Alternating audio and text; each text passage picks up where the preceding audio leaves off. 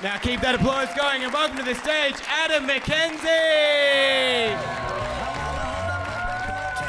G'day, how are you? Thank you very much for having me. I am Adam McKenzie. I want to say something straight off the bat. Do not be alarmed when I say it. In 2016, I was diagnosed with cancer. Now, I tell you that to depress you. No. I tell you that for two reasons. One is we need to talk about this stuff. We need to talk about health, men's health, women's health, everyone's health. And if you don't mind, I'm going to talk about it tonight.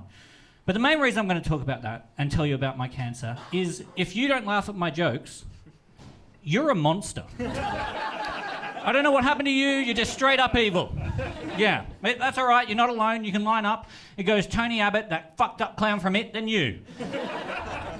So yes, I am doing a show about cancer, and I know what you're thinking, oh great, here we go. Another one of those self-indulgent, wordy shows about someone's personal tragedy. It's not that. It's just a fun, light-hearted look at cancer. I hear it now when I say it out loud. But, I don't want to do my cancer show. You know what I mean? I don't want to do the cancer show, the self-indulgent. Although, I have thought about it. And if I were to do my self-indulgent cancer show, it would start like this.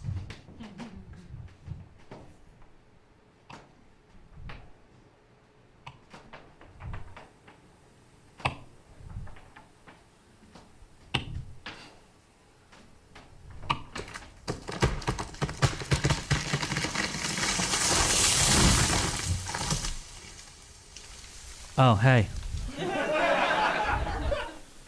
I didn't see you there. You snuck up on me. You know what else snuck up on me?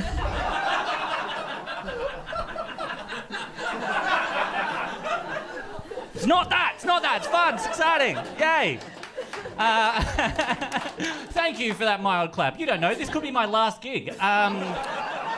It's really, it's getting dark. So yes, April of 2016, 3 weeks into Comedy Festival, we had to cancel shows that had, I was rushed into emergency surgery with bowel cancer. Now, yes, I think we can all agree that of the cancers, bowel cancer is the shittiest. Yeah, nice. I'm the only Melbourne comedian doing only cancer-based puns. That's right. That's right, and I was in hospital for 3 weeks, and then I had to do 6 months of chemotherapy, or, because I live in Australia, chemo. Why do we do that? Why chemo? That is inappropriate. It sounds like the world's worst FM radio host. G'day, yo, with Fitzy Dazza and chemo. Well, not chemo. He can't be with us. No. It's a tragedy, but we've got someone else. So that's what happened to me. And, going through something like this really makes you think about the future, I want to be able to provide for my wife and my family and, I'd love to buy property. But fuck, who can do that in Melbourne? That is fucking crazy. It's just outrageous. And to rub salt in the wound, Monopoly brought out the Melbourne edition during one of the worst housing affordability crises in the history of Australia. Thanks, Monopoly. But it's okay. They changed the rules a little bit.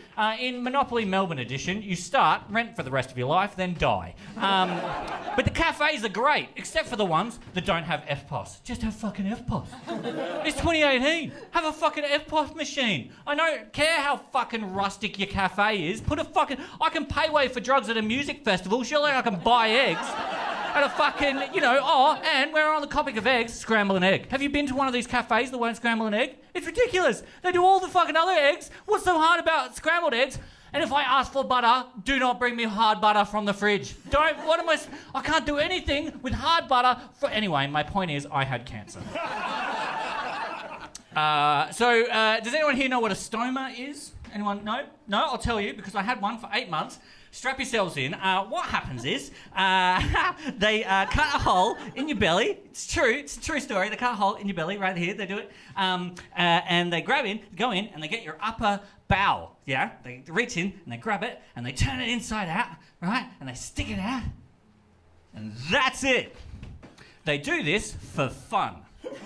No, they do this for an actual medical reason, so that gives the lower bowel time to heal. But it means, for 8 months...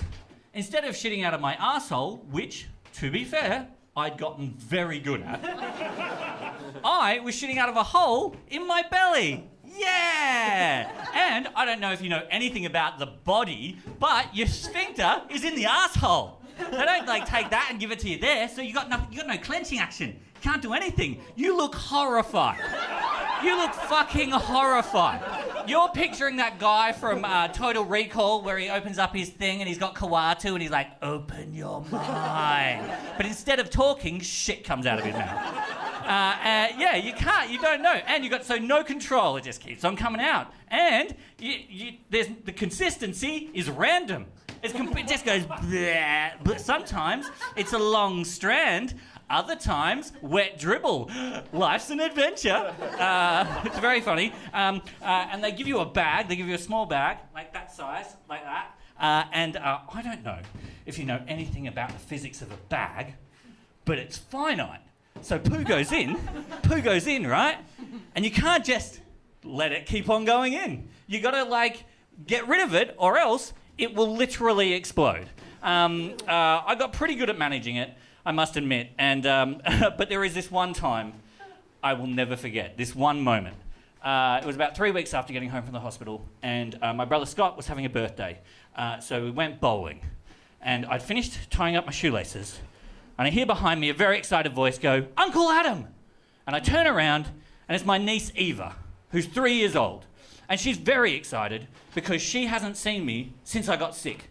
Because you don't want to bring a 3-year-old in the hospital with tubes and stuff like that. So, we just waited, and this is the first time she'd seen me, and she was very excited. And she was running like only an excited 3-year-old can run. And as I turn around, she's leapt into the air. And that's when time has slowed down. Because I realise that between me and a very excited 3-year-old is a completely full bag of shit. And I had no idea what I was going to do. I quickly did the math, and I realised I probably had about 2 choices. My first choice was to let her land that hug and just let shit fall where it may. Just explode everywhere. A poonami, like a shit-splosion, whatever you want to call it.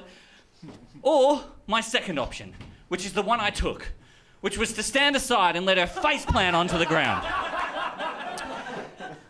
She was 3 and pretty confused. But she got over it and it was fine. Yeah, ladies and gentlemen, that's all I have for you now. I am doing a show at Comedy Festival called Laser Light, and I know what you're thinking. Is he all right? Is he going to be all right? Buy a ticket and find out. Give